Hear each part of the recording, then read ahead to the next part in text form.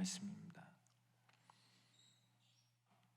여호수아 5장 1절부터 15절까지의 말씀 교독하시면서 읽도록 하겠습니다. 요단 서쪽의 아모리 사람의 모든 왕들과 해변의 가나안 사람의 모든 왕들이 여호와께서 요단 물을 이스라엘 자손들 앞에서 마시고 우리를 건너게 하셨음을 듣고 마음이 녹았고 이스라엘 자손들 때문에 정신을 잃었더라.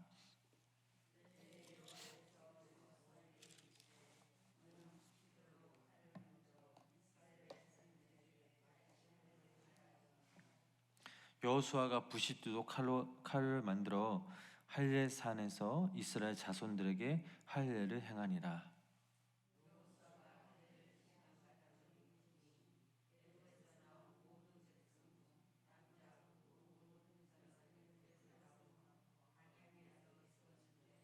그 낳은 백성은 다 할례를 받았으나 다만 애굽에서 나온 후 광야길에서 난 자는 할례를 받지 못하였습니다.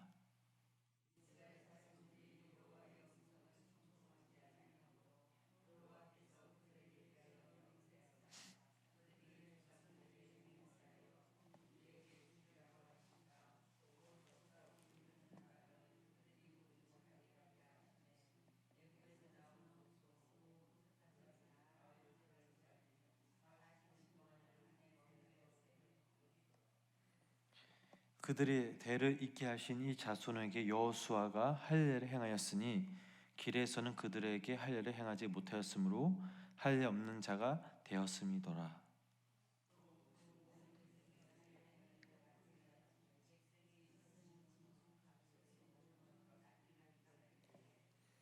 여호와께서 여호수아에게 이르시되 내가 오늘 애굽의 수치를 너희에게서 떠나가게 하였다 하였으므로 그곳 이름을 오늘까지 길갈이라 하느니라.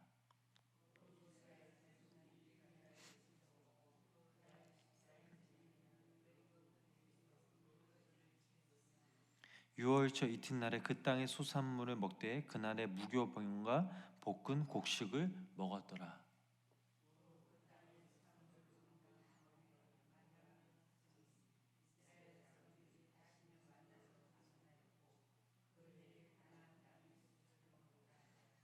여호수아가 여리고에 가까이 이르렀을 때 눈을 들어 본즉 한 사람이 칼을 빼어 손에 들고 마주 서 있는지라. 여호수아가 나아가서 그에게 묻되 너는 우리를 위하느냐 우리의 적들을 위하느냐 하니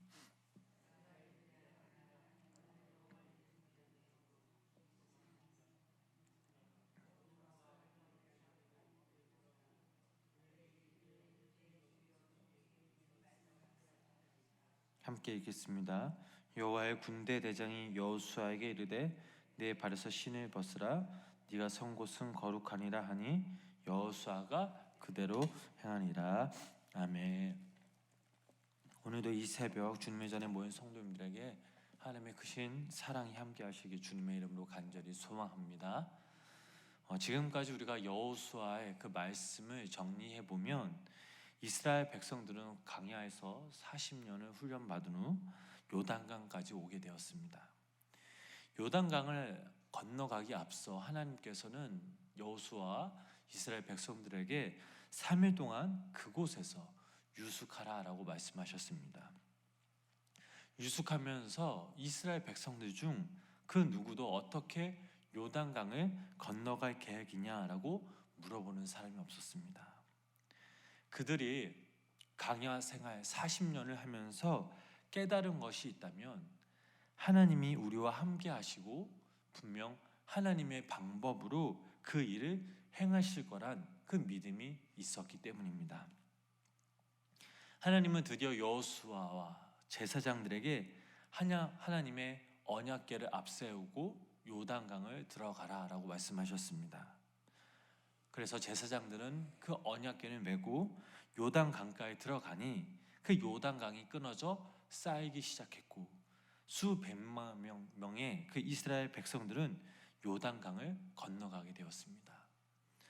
마지막으로 이스라엘 백성들이 단 한 명도 빼놓지 않고 요단강을 다 건너자 제사장들은 언약궤를 메고 육지로 올라올 때 그때 요단강이 무너지면서 다시 강이 되어 흘렀습니다. 요단강을 건넌 이스라엘 백성들은 다시는 광야로 돌아갈 수 없게 되었습니다. 그들은 지금 가나안 땅으로 들어왔고 이제 그들은 이곳에서 살아가야 합니다. 그들이 가나안 땅에 들어오자마자 첫 번째로 해야 할 일이 무엇이었을까요? 진지를 구축하는 것도 아니었고 안전한 곳으로 이동을 하는 것이었지만, 그러나 하나님은 이스라엘 백성들에게 이런 것을 요구하시기보다는 그동안 하지 않았던 바로 할례를 이곳에서 하라고 말씀하셨습니다. 만약 지금 이들이 할례를 받는다면 아파서 움직이지 못하게 됩니다. 이때 만약 가나안 족속들이 쳐들어오면 죽을 수밖에 없는 그런 상황이었습니다. 하나님은 이스라엘 백성들을 축복하시기 전에 마지막 그 시험을 하셨습니다. 우리 본문 1절 말씀, 5장 1절 말씀 우리 함께 다 같이 읽어보도록 하겠습니다. 요단 서쪽에 아모리 사람의 모든 왕들과 해변의 가나안 사람의 모든 왕들이 여호와께서 요단물을 이스라엘 자손들 앞에서 말리시고 우리를 건너게 하셨음을 듣고 마음이 녹았고 이스라엘 자손들 때문에 정신을 잃었더라. 아멘. 이스라엘 백성들이 요단강을 건너가게 된 그 가나안 족속들의 마음은 녹아 있었고 완전히 정신을 잃었다라고 나와 있습니다. 마음이 녹았다라는 것은 너무 놀라서 정신을 차릴 수 없다라는 것을 의미합니다. 즉 가나안 족속들은 정신을 차릴 수 없을 정도의 지금 패닉 상태를 말하고 있습니다. 그들이 생각하기에는 수백만 명의 이스라엘 백성들이 요단강을 건널 수 없게 된다고 생각했던 게 분명합니다. 왜냐하면 그들에게는 가진 것이 아무것도 없었기 때문입니다. 시간적으로도 오래 걸릴 거라고 예상했지만, 그러나 그들이 요단강을 건넌 그 시간은 너무나 짧았습니다. 분명 건너지 못할 거라 생각했던 이스라엘 백성들이 요단강을 건너자 그들은 벌벌 떨었고 두려움에 가득 찼으며 아무것도 할 수 없는 그런 상태가 되어버렸습니다. 그런데 이 이스라엘 백성들은 이 사실을 인지하지 못했습니다. 즉 가나안 자신들이 가나안 족속들에게 얼마나 두려운 존재인지를 인지하지 못했던 것입니다. 생각해 보면 이스라엘 백성들 스스로 자신들의 모습을 돌아볼 때에 얼마나 처량했는지, 자신들의 모습들을 보면 아무것도 없는 방랑자 혹은 거지의 모습이었습니다. 비록 외적인 모습이 이렇다 할지라도 가나안 족속들에게는 이스라엘 백성들이 너무나 두려운 존재들이었습니다. 여기서 우리가 알아야 할 것은 세상 사람들이 우리 그리스도인들을 싫어해도 우리를 두려워한다는 것입니다. 우리 가운데 하나님의 능력이 나타나고 기도의 능력이 나타난다면 그 누구도 우리를 이길 수가 없습니다. 악한 마귀들이 가장 두려워하는 그런 존재들이 누구입니까? 바로 우리들이죠. 우리가 하나님의 말씀을 통해서 친밀해지고 또 은혜 받고 기도의 능력을 얻게 된다면 악한 마귀들조차도 우리를 감히 이겨낼 수가 없습니다. 그래서 악한 마귀들은 자신들이 할 수 있는 대로 우리를 괴롭힙니다. 우리를 문제에 빠뜨리곤 합니다. 또 우리가 믿음에 서지 못하도록 우리를 방해합니다. 그러므로 여기 모인 우리 성도님들이 매일매일 이 영적인 강건함을 통해서 우리의 삶 속에서 승리하시길 주님의 이름으로 간절히 소망합니다. 우리는요, 세상 사람들과 구별된 사람입니다. 세상 사람들이 우리를 보면 어떻습니까? 외적으로 볼 때에 너무나 연약한 자를, 또 볼품없는 그런 사람들일 수도 있습니다.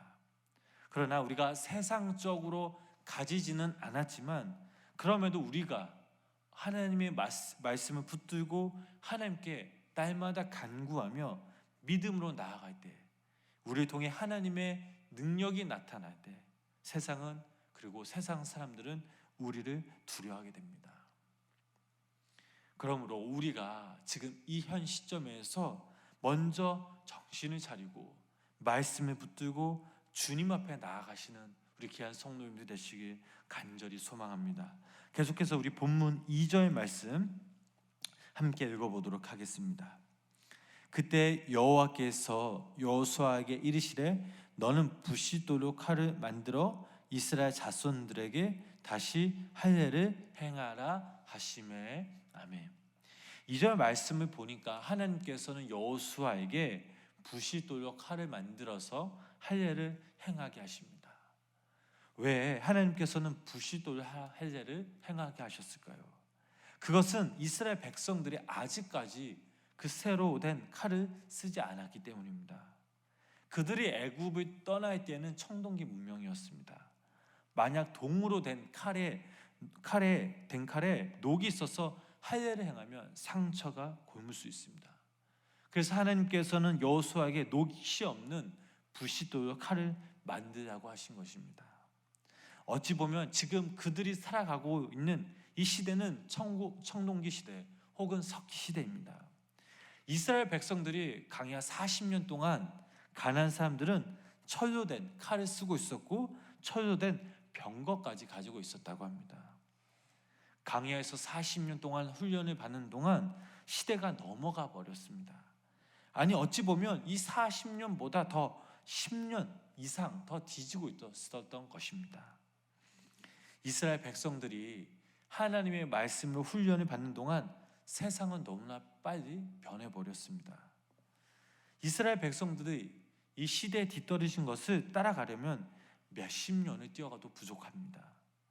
하나님께서는 이 이스라엘 백성들에게 시대에 뒤떨어진 것을 회복하라고 말씀하시지 않으셨습니다. 하나님께서 여호수아와 이스라엘 백성들에게 요구하신 것은 모든 그런 남자들이 할례를 다 받는 것이었습니다. 생각해 보면 이스라엘 백성들에겐 이 할례가 너무나 싫은 것이었습니다. 왜냐하면 지금까지 할례를 받지 않고도 너무나 잘 살아왔었기 때문입니다. 무엇보다 고통이 심합니다. 할례가 사람이 살고 죽는 데에 아무런 그런 영향을 주지 않았습니다. 이보다 더 중요한 것은 이스라엘 백성들이 할례를 받는 동안 가나안 족속들이 쳐들어온다면 그들은 그대로 죽임을 당하는 그런 상황이었습니다. 하나님은 이스라엘 백성들에게 할례를 받고 나머지는 적을 지키고 있으라고 명령하신 것도 아니었습니다. 전체가 동시에 할례를 바르라라고 이렇게 말씀하셨습니다. 지금 이스라엘 백성들이 생각하기에는 요단강을 건넜으니 빨리 진지를 구축하고 방어 자세를 갖추어야 한다라고 생각했지만, 그러나 하나님은 그 어느 명령도 내리시지 않고 단지 할례를 바르라라고 하셨습니다. 그 이유가 무엇입니까? 하나님께서는 이스라엘 백성들에게 너희들은 하나님이 죽으라면 죽으라라고 할 수 있겠느냐라고 물어보시는 것입니다. 말씀에 순종하는 그 마음과 그 자세를 보기 원하셨습니다. 정말 100% 순종할 수 있느냐라고 다시 한번 물어보신 것입니다. 그 결과 어떻습니까? 그들은 하나님 앞에서 단 한 사람도 불평하거나 군소리하지 않고 모두 다 할례를 받았습니다. 사랑하는 성도님 여러분, 우리의 주님도 우리에겐 때론 이런 순종을 원하고 계십니다. 그러나 우리들의 모습은 어떻습니까? 말씀에 순종하기 전 길고 또 재봅니다. 이것저것 따져봅니다. 하나님을 우선시하기보다는 내 생각, 내 뜻이 먼저 앞설 때가 있습니다. 만약 이렇다면 우리가 하나님께 쓰임 받을 수 있을까요? 하나님께 인도 받을 수 있을까요? 전혀 쓰임 받을 수도 없고 인도 받을 수도 없습니다. 우리들도 말씀 앞에 서서 훈련받는 그런 순종의 훈련이 필요합니다. 이만하면 대치가 아니라 더 간절한 마음으로 주님 앞에 나아가야 하며, 우리의 삶의 우선순위가 주님이 될 때 그때 우리는 주님으로부터 귀하게 쓰임 받을 수가 있습니다. 여기 모인 우리 성도님들이 오늘부터라도 작은 것 하나에 순종할 수 있는 마음과 행동을 통해 주님을 기쁘시게 해드리시는 성도님 되시길 간절히 소망합니다. 우리의 모습 가운데 주님의 빛을 바라며 주님의 말씀 앞에 바로 서서 주님을 위한 삶, 또 주님께 나아가는 그런 삶을 살아가실 때에 오늘 하루도 우리 여기 우리 성도님들이 하나님으로부터 놀라운 은혜와 기적을 맛보시는 우리 귀한 성도님들 되시길 주님의 이름으로 간절히 축원합니다. 기도하시겠습니다. 한 주간 저희를 인도하시는 주님, 당신의 은혜가 아니었다면 오늘도 우리는 이 새벽 이 자리에 앉을 수 없음을 고백합니다. 하나님, 우리가 주님의 자녀라고 고백하지만 그러나 때로는 우리의 행실에 맞게 또 주님의 말씀에 순종하며 살아가지 못했던 우리의 모습을 돌아봅니다. 말씀에 순종해야지 하면서도 그 말씀을 외면하였습니다. 하나님, 이런 모습이 우리 가운데 있었다면 하나님께서 용서하여 주시옵소서. 우리에게 다시 한번 순종의 능력을 주시어 우리가 무엇을 하던 어떤 상황이든 간 하나님께 먼저 순종할 수 있는 마음과 믿음을 부어주셔서 아버지, 그때에 하나님으로부터 귀한 무한한 은혜를 받으며 그 은혜를 나누며 또 하나님께 거룩하게 귀하게 쓰임받는 주님의 귀한 자녀들 되게 하여 주시옵소서. 이스라엘 백성들이 하나님 앞에 100% 순종하였던 것처럼 그 이스라엘에게 주셨던 그 믿음, 그 말씀 또한 우리에게 부어 주시옵소서. 오늘도 주님만을 바라보며 나아갑니다. 나된 것을 다 버리고 오직 믿음으로 주님께 나아가며 오늘도 주님이 주신 이 하루 동안 감사하며 또 그 말씀에 순종하며 믿음으로 승리하는 주님의 귀한 천국 백성들 되게 하여 주시옵소서. 감사드리며 이 모든 말씀 예수님의 이름으로 간절히 기도드렸습니다. 아멘.